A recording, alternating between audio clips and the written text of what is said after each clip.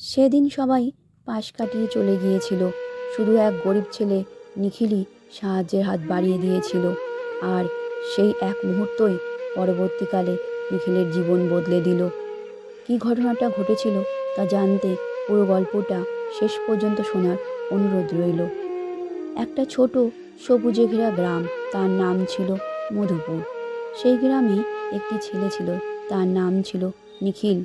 সে খুব গরিব পরিবারের ছেলে ছিল। তার বাবা ছিল দিনমজুর আর তার মা লোকের বাড়িতে কাজ করত। নিখিলরা ছিল 3 ভাই বোন। নিখিল ছিল বড় ছেলে আর 2 ভাই বোন খুবই ছোট ছিল। কোনো রকমে তাদের দিন যেত। কোনো দিন দুবেলা ঠিকমতো খাবারও জুটত না তাদের। পরিবারের এই অভাব অনটন থাকা সত্ত্বেও তারা থেমে থাকেনি। তারা তাদের পড়াশুনো চালিয়ে গিয়েছিল। নিখিল সকালবেলায় লোকের বাড়ি বাড়ি খবরের কাগজ দিত আর লোকের মালপত্র বইত, আর রাত্রে সে নিজের পড়াশোনা করত আর ছোট ভাই বোনদের পড়াশোনায় সাহায্য করত। একদিন গ্রীষ্মকালে কাজ শেষ করে ক্লান্ত হয়ে যখন নিখিল বাড়ি ফিরছিল, তখন সে দেখতে পেল এক ভদ্রলোক রাস্তার পাশে বসে আছেন। দেখে মনে হচ্ছে যেন তার শ্বাস নিতে কষ্ট হচ্ছে এবং তিনি অসুস্থ। সবাই দেখে পাশ কাটিয়ে চলে যাচ্ছে, কিন্তু কেউ তাকে সাহায্যের জন্য এগিয়ে আসছে না। কিন্তু নিখিল ভদ্রলোকটির এই দৃশ্য দেখে দাঁড়িয়ে গেল এবং সামনে গিয়ে ভদ্রলোকটিকে বললেন, কাকা, আপনি ঠিক আছেন তো? ভদ্রলোকটি তখন খুব দুর্বল গলায় করুণ সুরে বললেন, একটু জল।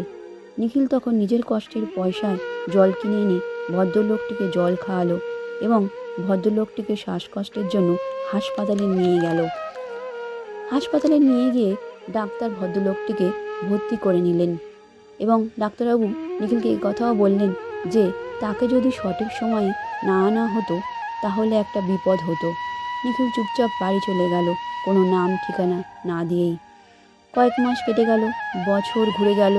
নিখিল একটা ভালো কাজ খুঁজতে লাগলো যাতে তাদের সংসারটা একটু সচ্ছল হয়। অনেক খোঁজাখুঁজির পর একদিন সে একটা কোম্পানিতে চাকরির জন্য অ্যাপ্লিকেশন করলো। সে একটা অফিসে ইন্টারভিউ দিতে গেল।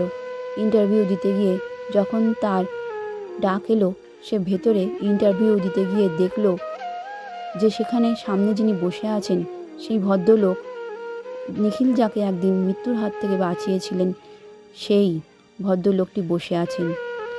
ভদ্রলোকটি নিখিলকে দেখে চিনতে পেরে বললেন, সেদিন আমি হঠাৎ অসুস্থ হয়ে পড়েছিলাম, অনেক মানুষ দেখে চলেও গেছে, তুমি আমায় একাই হাসপাতালে নিয়ে গিয়েছিলে। আমি হলাম এই কোম্পানির ম্যানেজার।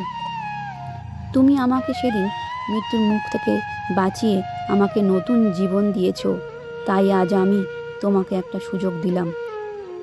নিখিল ওই ভদ্রলোকের সাহায্যে ওই কোম্পানিতে একটা চাকরি পেল, কিন্তু নিখিলের সবচেয়ে বড় পাওয়া হলো মানুষ হওয়ার গর্ব। সত্যিকারের সাহায্য কোনো দিন হারায় না, একদিন না একদিন তা ফিরে আসে। মানুষ হওয়াই সবচেয়ে বড় পরিচয়।